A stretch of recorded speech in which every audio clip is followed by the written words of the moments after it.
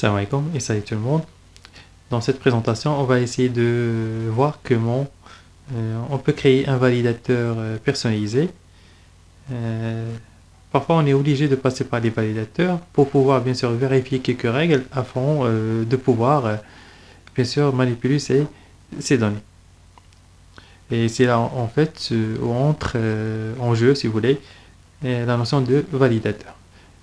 GSF nous offre pas mal de validateurs qui sont prédéfinis, mais on pourra bien sûr créer le nôtre de façon personnalisée. C'est ce qu'on va essayer de voir aujourd'hui. Dans ce validateur qu'on va essayer d'adopter est très simple. Ça consiste en fait à une simple vérification. Est-ce que la chaîne qui a été saisie contient bien sûr une sous-chaîne? Donc à titre d'exemple, qui sera la sous-chaîne aura la valeur bien sûr AB. Si c'est le cas, donc on va accepter la donnée. Sinon bien sûr on va devoir la refuser. Et la refuser, donc ça va résulter en quoi? En l'affichage bien sûr d'un message d'erreur. Alors pour pouvoir créer bien sûr un validateur, c'est le même principe. Donc il faut tout d'abord créer une classe qui implémente l'interface validator. Il faut y attribuer un ID via une annotation, FacesValidator par exemple. Et aussi, il faut implémenter bien sûr la méthode validate. Et en fin de compte, il faut associer le validateur à une composante de l'interface utilisateur. D'accord, donc on va essayer de voir ceci de près. Tout d'abord, comme je dis, on devra créer une classe que je vais nommer par exemple contain validator. Cette classe doit implémenter l'interface validateur. D'accord, je ne vais pas utiliser le générique. Et je dois implémenter l'interface validate. Dans cette interface, plutôt dans cette je vais implémenter la méthode validate. Dans cette méthode, en fait, qu'est-ce qu'on va devoir faire? Tout simplement,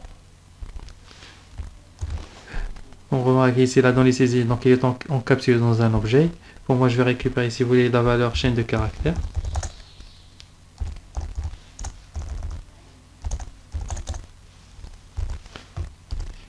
Donc, parce que je veux juste récupérer la valeur saisie. D'accord.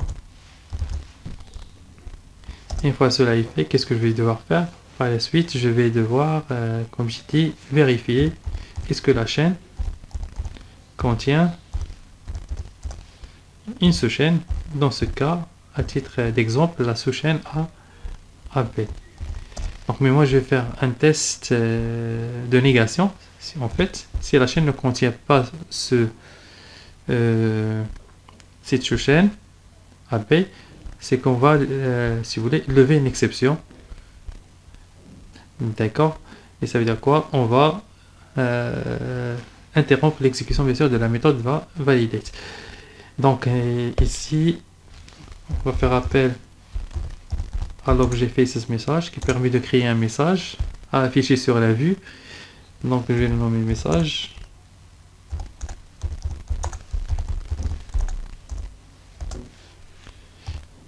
Et je donne le message personnalisé, donc la donnée, si vous voulez, ne contient pas de sous-chaîne. Sous-chaîne A. Bien ne contient pas la sous-chaîne A, AB. Et bien sûr, je devrais spécifier qu'il s'agit d'un message d'erreur. Comment ça? Donc,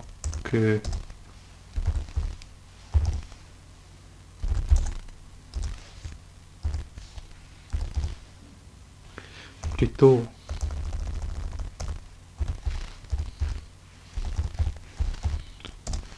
donc cette sévérité,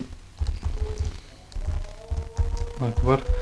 Donc je vais spécifier qu'il s'agit d'un message d'erreur ici. Voilà, sévérité erreur. Et par la suite, je vais devoir lever l'exception. Bien sûr, validator exception. Donc que je dois lui fournir bien sûr le message paramétré. Bien sûr, je dois créer une instance de cette exception là. Voilà, notre validateur elle est réalisée. Je dois aussi la noter, comme j'ai dit, bien l'identifier par un ID en utilisant bien sûr la notation faces validator. Donc l'ID que je vais donner ici c'est juste AP. Au niveau de mon formulaire, donc je vais reprendre le même formulaire. Donc je vais ajouter un validateur ici, toujours en utilisant F validator. Et je vais devoir lui spécifier les mêmes informations comme pour les convertisseurs. Donc for text et converter ID, plutôt validator ID, c'est quoi? C'est, on l'a nommé AB. Donc c'est le même mécanisme. Je vais fermer sur le tag.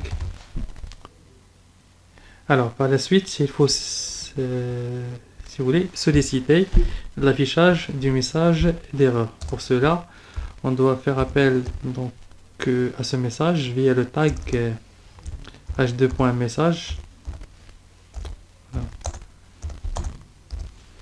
Et je spécifie que je veux ici afficher par exemple les messages d'erreur qui concernent bien sûr l'élément qui est identifié par la valeur texte. Donc je vais essayer d'afficher ce message au sein d'un paragraphe.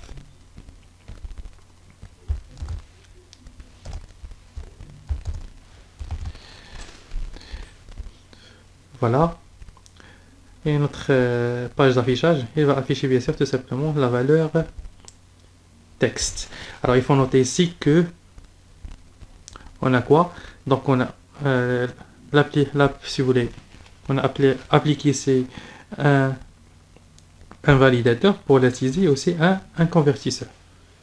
Donc un convertisseur qui va la transformer bien sûr en une chaîne écrite en minuscule, d'accord, et un validateur qui va bien sûr valider bien sûr l'entrée s'il contient bien sûr la sous-chaîne AP. Alors on va devoir exécuter pour cela je vais tout d'abord donc publier mon projet. Je vais devoir exécuter mon formulaire pour voir qu'est-ce que ça donne.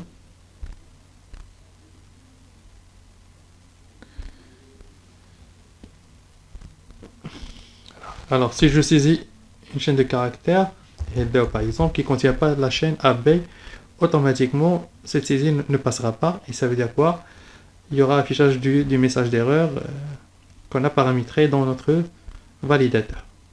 Et voilà le message d'erreur. La donnée ne contient pas la sous-chaîne AB. Par contre, lorsque je saisis une chaîne, d'accord, qui contient une sous-chaîne AB, par exemple, etc. Donc si je semis, voilà, la donnée a été vérifiée, d'accord, parce qu'il contient la sous-chaîne AP, et puis elle a été convertie, si vous voulez, en une chaîne qui est écrite en minuscule. Donc il y a l'application du validateur en premier lieu, puis l'application du convertisseur, et bien sûr il y a par la suite, si vous voulez, le stockage de la donnée au niveau de notre backend bin, exactement au niveau de la propriété texte. Voilà, et merci pour votre attention.